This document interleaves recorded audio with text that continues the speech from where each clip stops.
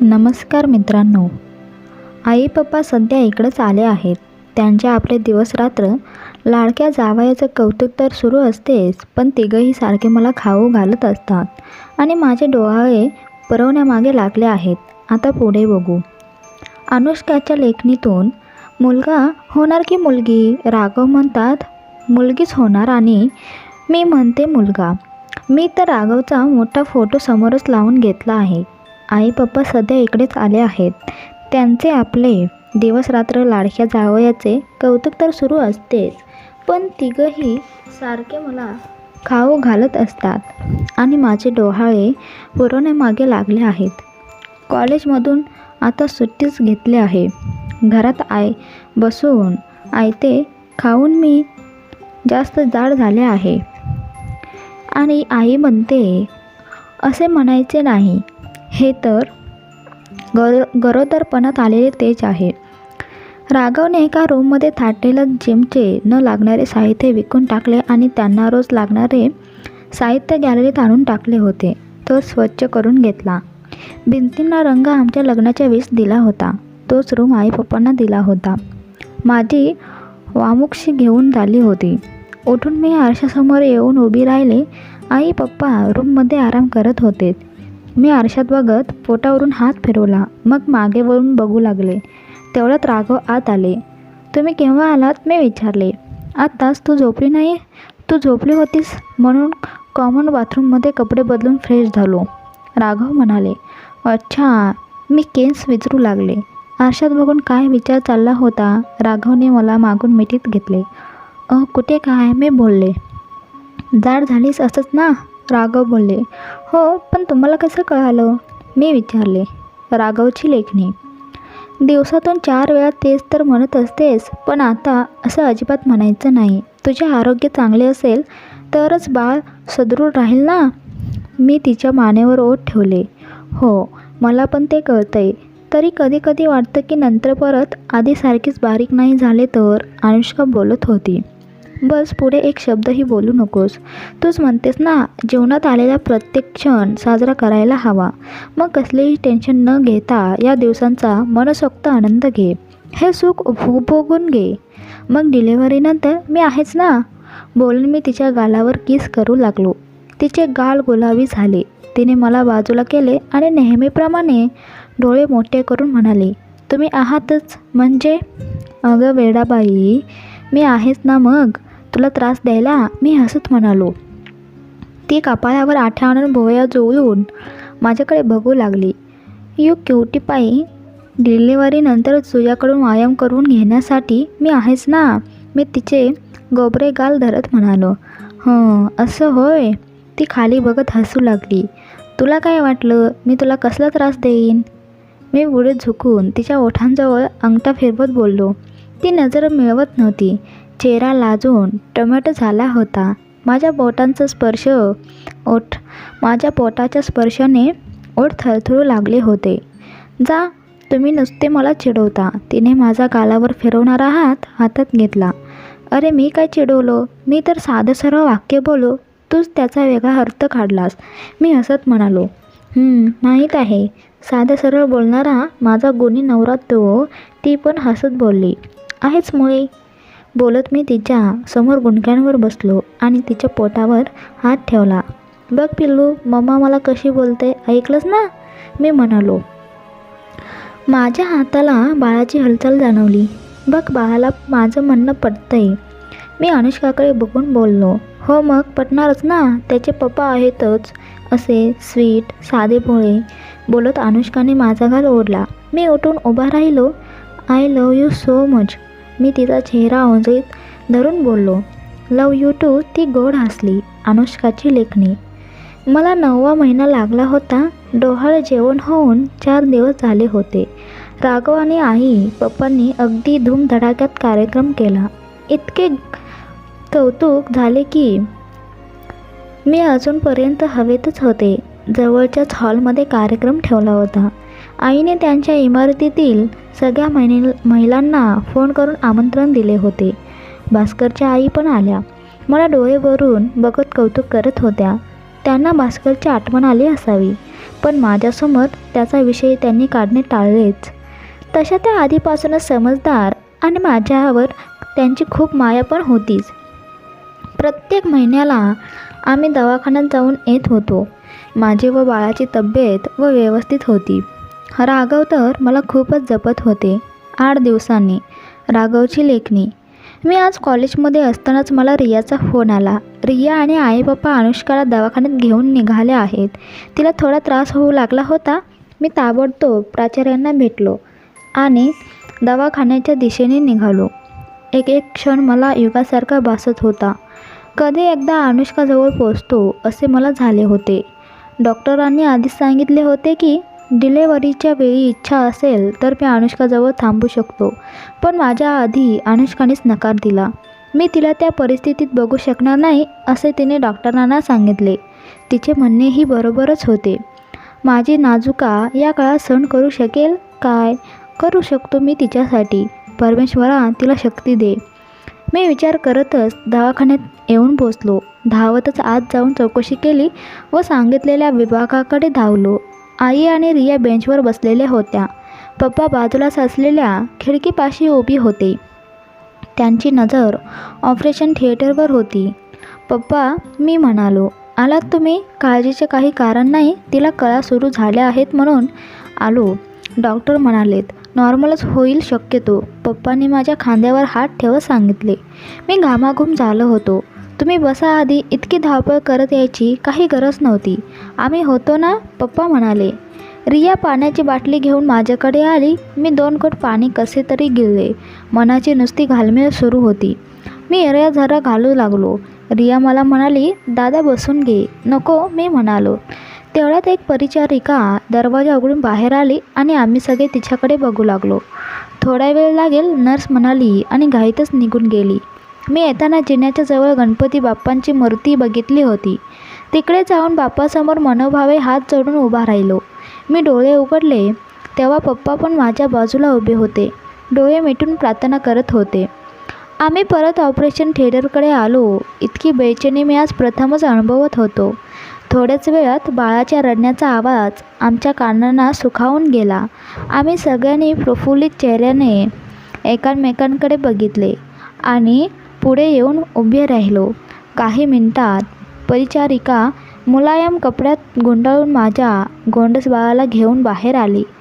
अभिनंदन, मुलगी झाली, ती माझ्या सोनूला आईंकडे देत म्हणाली. आम्ही सगळे तिचे जमलो होतो. माझ्या राजकुमारीचे इवलेसे डोळे उजेडात चमकत होते. हाताची नाजूक बोटं हलत होती. आईने तिचा हात व्यवस्थित पांघरला, फक्त चेहराच उघडा ठेवला आणि डोळ्यांवर जास्त प्रकाश येऊ नये म्हणून स्वतःचा हात वर तिरपा धरला. ती इतकी नाजूक असल्याने माझी तिला घेण्याची हिंमतच होईना. नका घाबरू, घेता येईल तुम्हाला, आई म्हणाल्या. मग मी हळूच तिला माझ्या हातांवर घेतले. माझ्यासारखा अनाथाचे जेवण आज अनुष्काने परिपूर्ण केले. मी म्हणालो. माझे डोळे पाणावले होते. पप्पांनी माझ्या खांद्यावर हात ठेवला. असं कधीही बोलायचं नाही, आम्ही आहोत ना, पप्पा म्हणाले. नशीब रिया तेव्हा तिथे नव्हती, नाहीतर ती माझ्यावर चांगलीच चिडली असती. ती आणि काका माझे आधार होते, हे मला मान्य करावेच लागेल. रिया थोडी बाजूला उभी राहून परिचारिकेशी बोलत होती. मग ती आमच्याकडे आली. तिकडचा रूम दिला आहे, आपण तिकडे जाऊन बसू शकतो. वहिनीला पण 10 मिनिटात तिकडे आणतील, रिया म्हणाली. हो चला, आई म्हणाल्या. मी घेणार पिल्लूला, रिया म्हणाली. माझ्या हातातून तिने बाळाला घेतले. आम्ही रूममध्ये गेलो. नर्स सलाईनने वगैरे लावण्याची सोय करत होती. माझी नजर सारखी ऑपरेशन थिएटरकडे जात होती. अनुष्काला बघण्यासाठी मन आता व्याकुळ झाले होते. मी रूमच्या दरवाजातच उभा होतो. बसून घ्या सर. तुम्ही किती वेळ उभे राहाल? नर्स रूममधून बाहेर जाण्यासाठी मागे उभी होती. सॉरी म्हणत मी तिला जाण्यासाठी जागा दिली. बघा आले तुमच्या मिसेस, नर्स होऊन बोलली. अनुष्काला रूममध्ये आणत होते. ती माझ्याकडून बघून गालात हसत होती, पण खूप थकलेली दिसत होती. आईंजवळ बाळ होते. त्या सोडून बाकी सगळ्यांना डॉक्टरांनी रूममधून बाहेर पाठवून दिले. 5 मिनिटात डॉक्टरांनी बाकीचे बाहेर आल्यावर आम्हाला आत जाण्यास सांगितले. तुम्ही भेटून या, मी मिठाई घेऊन येतो, पप्पा मला म्हणाले. मी आत आलो. आई अनुष्काशी बोलत होत्या. बाळाला अनुष्का शेजारी झोपवले होते. तिने बाळाकडे बघून माझ्याकडे बघितले. तुम्ही म्हणाला तसेच झाले मुलगी, ती हसत म्हणाली. आई बाहेर निघून गेल्या, तुला खूप त्रास झाला ना? मी बोललो. अनुष्काची लेखणी. नाही, खूप नाही, मी म्हणाले, कारण राघवचा चेहरा सांगत होता की त्यांना माझ्या वेदनेचा किती त्रास होत होता. खोटं? राघव माझ्या डोक्यावरून हात फिरवत म्हणाले. ते जाऊ द्या, तुम्ही बघितलं, पिल्लूचे डोळे अगदी तुमच्यासारखेच आहेत. मी मुद्दामच विषय बदलला. हो, राघव बाळाकडे बघून बोलले. तू सारखी माझा फोटो आणि मलाच तर दिवस रात्र बघत होतीस, ते पुढे म्हणाले. मी फक्त हसले. बरं, तू आता आराम कर, राघव बोलले आणि जाऊ लागले. राघव, मी म्हणाले. ते मागे वळाले. बाळाचे नाव काय ठेवायचे? मी विचारले. राघव हसले. तू म्हणशील ते म्हणाले. नाही, तुम्हीच सांगा, मी म्हणाले. राघवी. राघव थोडे विचार करत म्हणाले. वा, इतके छान नाव ठरवून ठेवले होते ना, तरीही सांगायला इतके आडेबेडे? मी म्हणाले. तुझ्या मनात दुसरं काय असेल म्हणून आधी तुला विचारले, ते म्हणाले. मी थोडी रागात त्यांच्याकडे बघू लागले. सॉरी, स्वतःच्या पण मतांचा विचार आता करत जाईन, लक्षात आहे माझ्या, राघव म्हणाले. मी हसले. लव यू, राघव बोलले. लव यू टू, मी म्हणाले. राघव बाहेर निघून गेल्या. आई आत आली. 2 दिवसांनी दवाखान्यातून डिस्चार्ज मिळाला. आम्ही घरी आलो. घरी येताच रियाने मला दरवाजातच थांबवले. ते काकूंनी आमच्यावरून भाकर तुकडा ओवाळला. मग आमचे स्वागत करण्यात आले. दरवाजात फुलांनीच वेलकम बेबी लिहिले होते.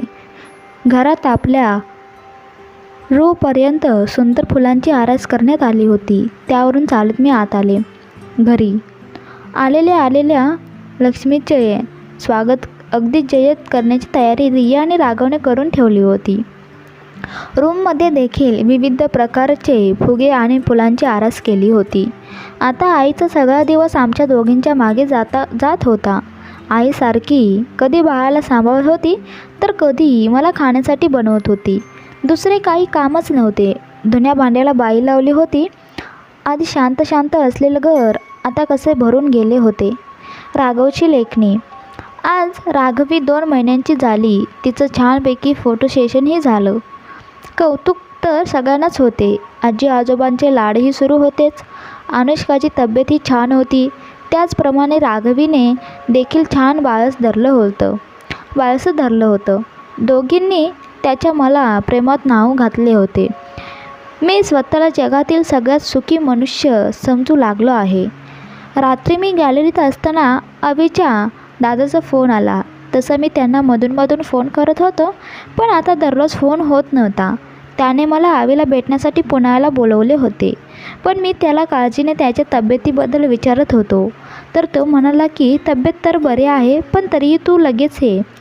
मला काहीही कळत नव्हते, काय करावे. हा असा का म्हणत होता.